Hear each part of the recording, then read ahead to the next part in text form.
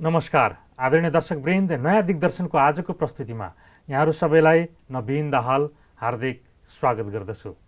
दर्शकवृन्द, एउटा असल व्यक्तिको लागि व्यक्तित्व निकै महत्त्वपूर्ण रहन्छ र व्यक्तित्वको लागि गुणको आवश्यक पर्छ र गुणभन्दा पनि दिव्य गुणको भूमिका निकै महत्त्वपूर्ण हुन्छ।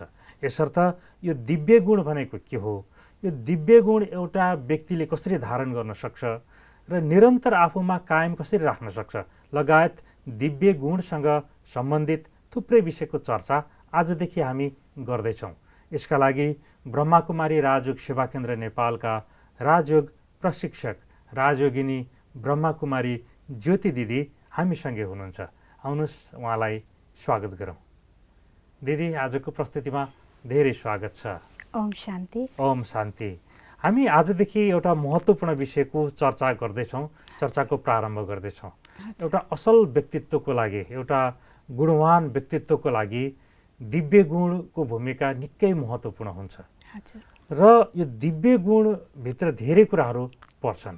सबैभन्दा पहिला हामी जान्न चाहन्छौँ यो दिव्य गुण भन्ने शब्दको परिभाषा, यसको अर्थ, यसले समेटेको विषय को चर्चा गर्दै अगाडि बढ्छौँ। यो दिव्य गुण भनेको चाहिँ के हो?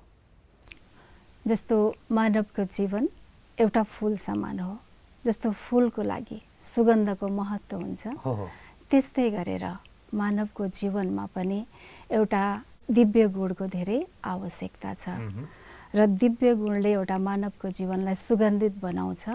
अर्थात् कि अनेक व्यक्तिहरूले हैन उहाँबाट एउटा सुखको, खुसीको एउटा अनुभव गर्छन्। रङरोगन गरियो, घर धेरै बाहिरबाट त धेरै आकर्षण छ, तर यदि भित्र भएको सरसामानलाई राम्रोसँग मिलाइएको छैन या कुनै एउटा सजावट त्यसको छैन भने पनि घरमा जाँदा त्यति भित्र पस्दा जाने व्यक्तिलाई, हेर्ने व्यक्तिलाई त्यति आनन्द आउँदैन। मानिसले हेर्ने बित्तिकै डेकोरेसन अलिकति हेर्न चाहन्छ। हजुर। र त्यस्तै गरेर मनुष्यको जीवनमा पनि बाहिरबाट त अब रूप रङ सबै कुरा छ, पद पनि छ, तर दिव्य गुणको कमी छ भने त्यो पनि एउटा एक किसिमको खालीपन नै देखिन्छ। दिव्य गुण भनेको आन्तरिक अवस्था हैन, त्यसको आन्तरिक अवस्था पनि हुनु पर्यो, गुण पनि हुनु पर्यो। त्यसैले भनिन्छ कि एउटा गुणले पनि मानिसलाई गुणी बनाउँछ। त्यसै कुरालाई हामीले अगाडि बढाउँदाखेरि जस्तो अब दिव्य गुण दुईवटा शब्द छ। अब यसलाई हामीले टुक्राएर हेरौँ। पहिला हामी एकचोटि गुणतर्फ जाउँ। वास्तवमा गुण के हो त? गुण चाहिँ एउटा मानवको स्वभाव हो हैन।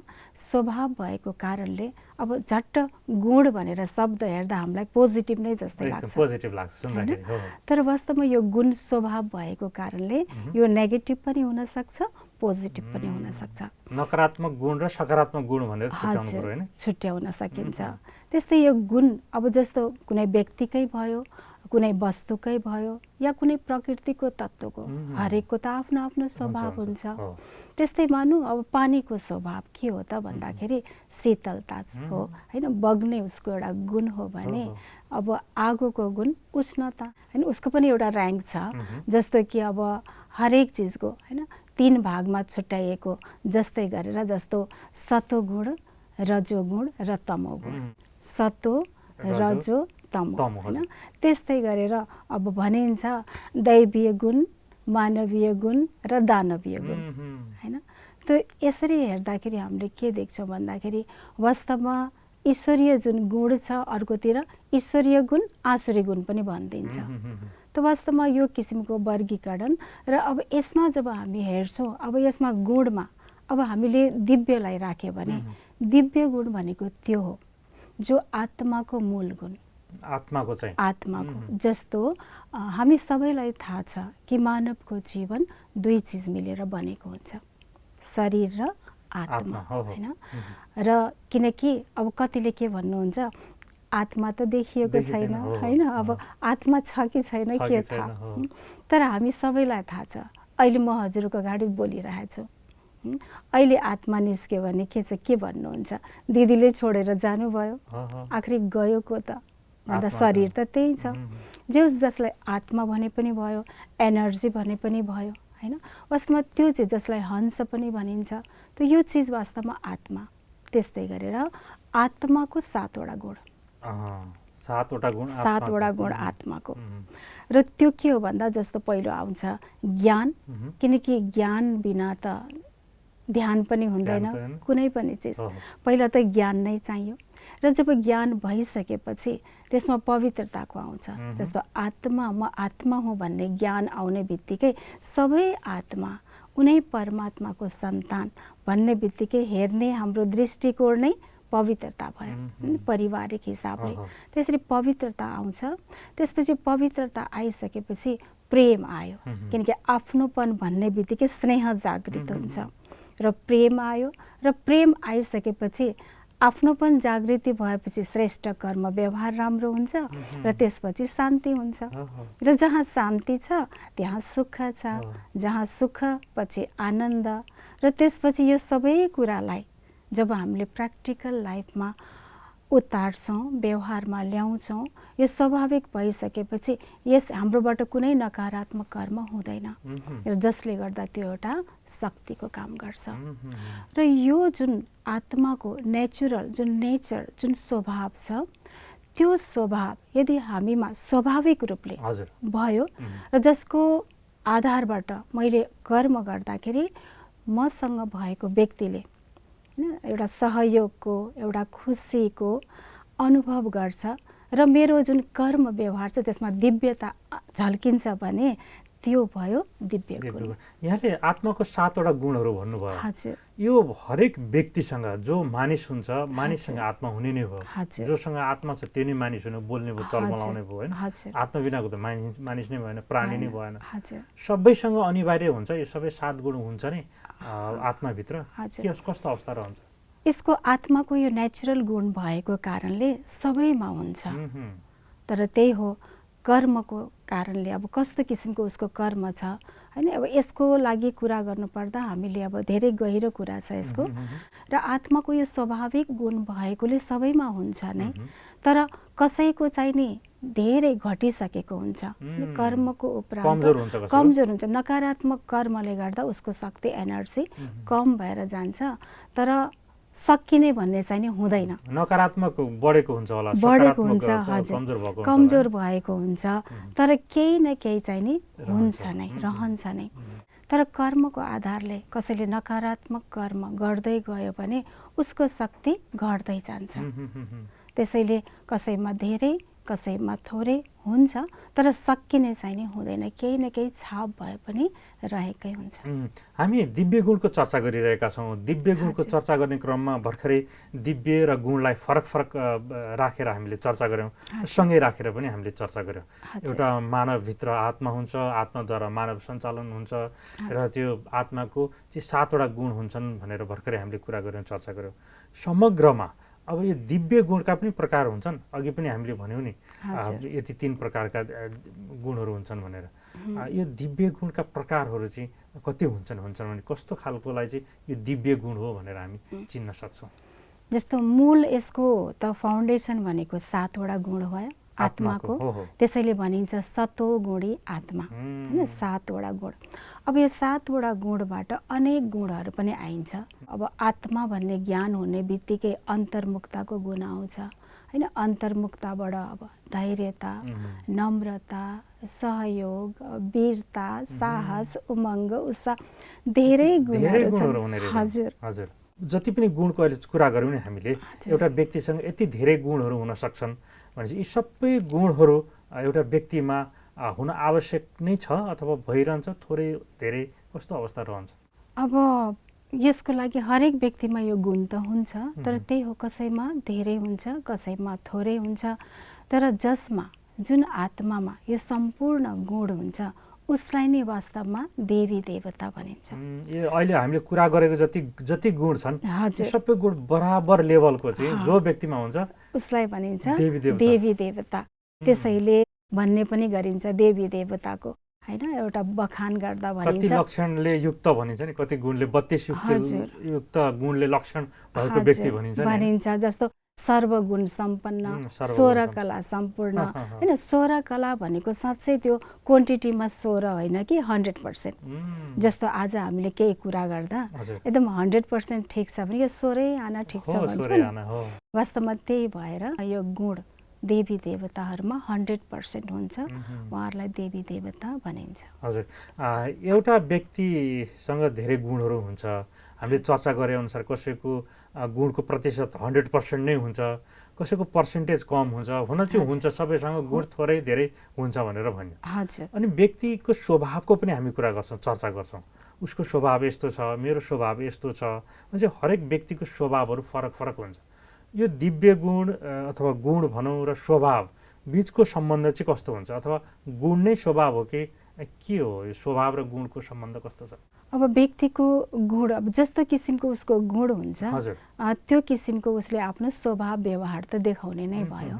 भनेपछि गुण अनुसारको स्वभाव हुन्छ। गुण अनुसारको स्वभाव हुन्छ। गुण भनेको उसको भित्री कुरा भयो होइन, र स्वभाव भन्ने बित्तिकै उसको बोली व्यवहार, उसको सोच कस्तो छ, उसको दृष्टि वृत्ति कस्तो छ, त्यो उसको स्वभावमा पर्यो। त्यसैले गुण स्वभाव राम्रो बनाउनको लागि पहिला गुणलाई धारण गर्नुपर्ने आवश्यकता हुन्छ। एउटा व्यक्तिमा जस्तो गुण छ त्यही गुणको प्रभाव चाहिँ स्वभावमा आउने रहेछ। यहाँले भनेअनुसार चाहिँ यो चाहिँ कर्ममा यो चाहिँ देखिने भयो। यो आन्तरिक अवस्था चाहिँ गुण भयो, दिव्य गुण भनौँ होइन। जो बाहिर स्वभावद्वारा कर्ममा आउँछ त्यो चाहिँ देखिने भयो। भनेपछि स्वभाव भनेको बाह्य भयो, गुण भनेको आन्तरिक भयो। यसरी बुझ्न सक्छौँ। हजुर। अब गुण भनेको उसको आधार जरा भयो। अब स्वभाव भनेको जस्तो वृक्ष फल फुल देखिनमा आउँछ। अब आँखा त बाहिरै गइन्छ नि, बाहिरी कुरा नै देखिन्छ र त्यो स्वभाव। एउटा मान्छे असाध्यै दयालु छ भनेपछि उसको स्वभावमा चाहिँ बाहिर उसले कसैलाई सहयोग गरेको, केही सामानहरू दिएको, गाह्रो साह्रो अप्ठ्यारो परेको मान्छेलाई सहयोग गरेको छ भने चाहिँ त्यो स्वभावद्वारा कर्मद्वारा देख्यो कि यो मान्छे चाहिँ दयालु स्वभावको होइन भन्ने खालको बुझिने रहेछ। यसरी हामीले बुझ्छौँ। यी विभिन्न गुणहरू छन्। यी दिव्य गुणहरू चाहिँ एउटा व्यक्तिमा भयो भने उसको व्यक्तित्वमा कस्तो फरकपना आउन सक्छ, उसको जीवनमा कस्तो प्रभाव पर्न सक्छ, यी गुणहरूको समान अवस्था भयो भने यो चर्चा गरौँ। अब जस्तो गुणले होइन मनुष्यलाई एउटा स्थान प्राप्त गराउँछ। जस्तो हामीले हेरौँ, जस्तो बुद्ध होइन, उहाँमा के थियो भन्दाखेरि उहाँले शान्तिको गुणलाई लिनुभयो र त्यसलाई आफूले अनुसरण पनि गर्नुभयो र सबैलाई त्यो शान्तिको मार्ग देखाउनु भयो, र जसले गर्दा आज उहाँलाई एसिया स्टार भनेर एउटा पद दियो होइन। त्यस्तै गरेर हामी क्राइस्टलाई हेरौँ।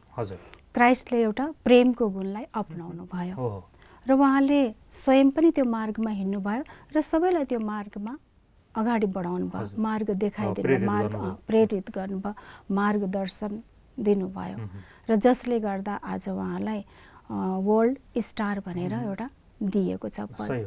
र त्यस्तै गरेर यो गुणले गर्दा आज हेर्नुहोस् त, अब देवी देवता र मानव आखिर बाहिर स्ट्रक्चर त एउटै हो नि, शरीरको बाहिर स्ट्रक्चर एउटै हो। र उहाँहरूको हिस्ट्रीलाई हेऱ्यो भने उहाँहरू पनि घर गृहस्थमै हुनुहुन्थ्यो, कुनै तपस्यामा गएको त देखाइँदैन नि होइन। घर गृहस्थ कारोबार चलाउँदा चलाउँदै पनि तर आज के गरे त उहाँले पूज्य बन्यो, उहाँहरू पूज्य बन्नुभयो र हामी पुजारी बन्यौँ होइन। र त्यस्तै गरेर यस ब्रह्माकुमारी संस्थाको मेन जो फाउन्डर हुनुहुन्छ होइन, ब्रह्मा बाबा जसलाई हामी भन्छौँ, उहाँले पनि परमात्माले दिनुभएको जुन ज्ञान छ त्यो ज्ञानलाई जीवनमा धारण गर्नुभयो र पवित्रता र शान्तिको मार्गमा चल्नुभयो। त्याग तपस्या अनेक विश्वको आत्माहरूको सेवा गर्नुभयो र यो गुणले गर्दा आज उहाँ विश्वको पिता हुनुभयो। त्यसरी गुणले, एउटा दिव्य गुणले मानिसलाई एउटा स्थान दिन्छ। त्यसैले हामीले पनि समाजमा एउटा राम्रो स्थान प्राप्त गर्नको लागि दिव्य गुणलाई हामीले धारण गर्नु नै पर्छ। दिव्य गुणको धारण बिना हामी एउटा मनुष्य त मनुष्य, एउटा साधारण मनुष्य, तर एउटा के कसैको दिलमा हामीले बस्नु छ, एउटा स्थान प्राप्त गर्नु छ भने यसको आधार त दिव्य गुण नै हो। हरेक व्यक्तिलाई आफ्नो व्यक्तित्वको पहिचान होस् भन्ने चाहना हुन्छ। हरेकलाई मेरो बारेमा सारा दुनियाँभरि अथवा समाजमा अथवा सबैमा मेरो नाम प्रचार होस्, राम्रो मेरो वाह होस् भन्ने हुन्छ। त्यसको लागि यहाँले भनेअनुसार मानिसमा सामान्य गुण त हुन्छ, तर एक समानका सबै दिव्य गुणहरूको अवस्था भयो भने चाहिँ त्यो मान्छेको व्यक्तित्व नै प्रखर हुन्छ, बाहिर आउँछ। यहाँले अघि नाम लिनुभयो, जिसस क्राइस्टको नाम लिनुभयो, ब्रह्मकुमारी संस्थाका संस्थापक ब्रह्मा बाबाको नाम लिनुभयो, बुद्धको नाम लिनुभयो, होइन, महात्मा गान्धीकै नाम हामी लिन सक्छौँ, होइन, मदर टेरेसाको नाम लिन सक्छौँ, लगायत यस्ता विश्व प्रसिद्ध व्यक्तिहरू छन् जसले आफ्नो यो दिव्य गुणको धारण गरेर एउटा व्यक्तित्वलाई प्रभावमा राखेर अहिले विश्वव्यापी उहाँहरूको नाम छ, कामको चर्चा प्रशंसा छ। प्रायः सबै व्यक्तिको यस्तो चाहना त हुन्छ, होइन, तर अभाव के रहेछ भने गुणको अभाव रहेछ, दिव्य गुणको अभाव रहेछ। अब यस्तो दिव्य गुणको धारण चाहिँ कसरी गर्ने त, यो कसरी प्राप्त गर्ने भन्ने पनि जिज्ञासा रहन्छ। यसको धारण गर्ने विधि तरिकाहरूको बारेमा कुरा गरौँ। अब यसको मेन सोर्समै जानु पर्यो हामी, होइन। यसको आत्माको लागि जुन शक्ति पहिला चाहियो, किनकि शक्ति भयो भने नै हामीले गुणलाई धारण गर्न सक्छौँ। अब जस्तो मानौँ न, कमी कमजोरी सबैमा छ, हामी सबैमा छ। मानौँ रिसाउने बानी कसैमा छ भने अब उसले पनि एउटा अनुभव गर्छ, उसले पनि रियलाइज गरेको हुन्छ कि कहिलेकाहीँ कि यो रिसाउने बानीले मेरो धेरै काम बिगाड्यो, आफूलाई महसुस भइरहेको हुन्छ, मेरो यो कमजोरी छ, अब गुण छ भन्ने थाहा हुन्छ नि। हजुर, अब एक्लै बस्दा त त्यो कुरा रियलाइज त हुन्छ नि, र उसले आफै एउटा दृढ गर्छ आफैभित्र कि अबदेखि यो रिसाउने बानी छोड्छु भनेपछि, र त्यति गर्दा गर्दै पनि कुनै परिस्थिति आयो भने रिसाउँछ। त्यसपछि उसले आफैले अगाडिको व्यक्तिसँग माफी माग्छ कि प्लिज माइन्ड नगर्नुहोस् है, रिसको सुना मेरो मुख चल्यो भन्न खोजेको ज्ञान पनि छ, रियलाइज पनि छ, र प्रयास पनि गर्यो, फेरि पनि फेल त खाइयो नि। भनेपछि आखिर कुन चिजको कमी रहेछ त भन्दाखेरि हामीलाई शक्तिको आवश्यकता छ। किनकि शक्ति कसलाई चाहियो त, धारण गर्ने मैले हो, दैवी गुण, होइन, क्रोधलाई छोड्ने पनि मैले नै हो भने अब म को हो त, म शरीर हो या म आत्मा हो? आन्तरिक अवस्थालाई हेर्नु पर्यो, आन्तरिक अवस्थालाई हेर्नु पर्यो, स्वयंलाई चिन्नु पर्यो। परमात्मा त स्रोत हुनुहुन्छ, सोर्स त हो, आत्माको सोर्स हुनुहुन्छ, तर परमात्माले पनि बताउनु भएको छ, त्यसैले भनाइ पनि छ कि खुदको जानो तो खुदाको जानो। जबसम्म स्वयंलाई चिन्दैनौ तबसम्म परमात्मालाई चिन्न सकिँदैन। र त्यसैले स्वयंलाई पहिला चिन्नु पर्यो कि म आत्मा हुँ भन्ने कुरा अघि नै हामीलाई थाहा भइसक्यो। अब म आत्मा हो, अब मलाई चाहियो भनेपछि त आत्मालाई शक्ति परमात्माबाटै पाइन्छ। किन भन्दाखेरि शरीर 5 तत्त्वले बनेको, 5 तत्त्वले बनेको शरीरलाई, भौतिक शरीरलाई शक्ति पनि भौतिक संसारबाटै पाइन्छ, बाहिर दुनियाँबाट नपाउने होइन, पाइन्छ। तर आत्मा त के हो, आध्यात्मिक होइन, आध्यात्मिक पनि भनिन्छ। किन कि यो सत्य हो तर आँखाले देखिँदैन। त्यसैले आध्यात्मिक आत्मालाई शक्ति पनि आध्यात्मिक परमात्माबाटै पाइन्छ। र त्यसैले परमात्मासँग हामीले सम्बन्ध जोड्नु पर्ने हुन्छ।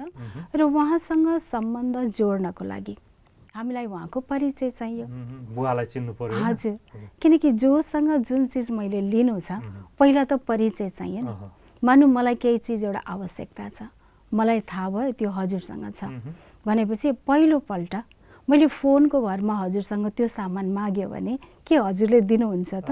चिन्जान हुनु पर्यो नि, पहिला हुनु पर्यो को हो कस्तो हो, होइन। त परिचय भइसकेपछि दोस्रोपल्ट त मैले फोनबाट पनि मगाउन सक्छु। त्यस्तै गरेर परमात्मासँग सम्बन्ध जोड्नको लागि, शक्ति प्राप्त गर्नको लागि हामीले पहिला परमात्माको परिचय लिनुपर्ने हुन्छ। जुन परिचय नै यो ब्रह्मकुमारी सेवा केन्द्रमा यो हामी परमात्माको परिचय प्राप्त गर्न सक्छौँ। र उहाँको परिचय लिएर उहाँलाई जब हामी याद गर्छौँ, सम्बन्ध जोड्छौँ भने त्यो शक्ति हामीले प्राप्त गर्छौँ। र त्यो शक्तिले गर्दाखेरि हामीमा भएको अवगुणलाई हामी छोड्न सक्छौँ। त्यसपछि अवगुणलाई छोड्दै गऱ्यो, फेरि गुणलाई हामीले धारण गर्ने त्यो शक्ति प्राप्त गर्छौँ। त यसरी परमात्माको सम्बन्ध बिना यो शक्ति हामी आत्माले शक्ति प्राप्त गर्न सकिँदैन। दिव्य गुण प्राप्त गर्ने एउटै आधार भनेको परमात्माद्वारा प्राप्त गर्न रहेछ, आत्माले प्राप्त गर्ने रहेछ। शरीरले बाह्य शक्ति प्राप्त गर्ने आधारहरू भौतिक दुनियाँबाट छँदैछ, तर आन्तरिक रूपमा शक्तिशाली बन्नको लागि, दिव्य गुणी बन्नको लागि हामीलाई सञ्चालन गर्ने जुन आत्मा हो उसको मुख्य स्रोत केन्द्र भनेको परमात्मा हो र परमात्माबाटै हामीले प्राप्त गर्ने रहेछौँ भन्ने यही निष्कर्षसहित आजको प्रस्तुतिबाट हामीले बिदा लिनुपर्ने बेला भएको छ। आउने प्रस्तुतिमा फेरि हामी यहीँबाट चर्चाको प्रारम्भ गर्नेछौँ कि दिव्य गुणको धारण परमात्माद्वारा गर्न सकिन्छ भन्ने सुरुवातको चर्चा हामीले गऱ्यौँ र अब गर्ने कसरी कनेक्सन जुट्ने, त्यहाँबाट कसरी लिने भन्ने कुराको चर्चा चाहिँ आउने प्रस्तुतिमा हामी गरौँला। आजको प्रस्तुतिमा समय दिनुभयो, धेरै धन्यवाद। ओम शान्ति। ओम शान्ति। आदरणीय दर्शकवृन्द, आजदेखि हामी एक सबल व्यक्तिको लागि, एउटा राम्रो व्यक्तित्वको लागि दिव्य गुणको आवश्यकता कस्तो छ र दिव्य गुण भनेको के हो, यो कसरी प्राप्त गरिन्छ भन्ने विषयमा केन्द्रित भएर चर्चाको प्रारम्भ गरेका छौँ। हामीले अन्त्यमा भर्खरै चर्चा गऱ्यौँ कि एउटा दिव्य गुणी व्यक्ति बन्नको लागि उसको सोर्समा कनेक्ट हुनु पर्यो। परमात्माको सम्पर्कमा रह्यो भने आत्माले सम्पूर्ण गुण प्राप्त गर्न सक्छ भन्ने चर्चाको सुरुवात गऱ्यौँ। आउने प्रस्तुतिमा हामी यहीँबाट चर्चा गर्नेछौँ। यहाँहरू सबैलाई आगामी नयाँ दिग्दर्शन हेर्नको लागि आग्रह गर्दै नवीन दाहाल बिदा हुन्छु। नमस्कार, धन्यवाद।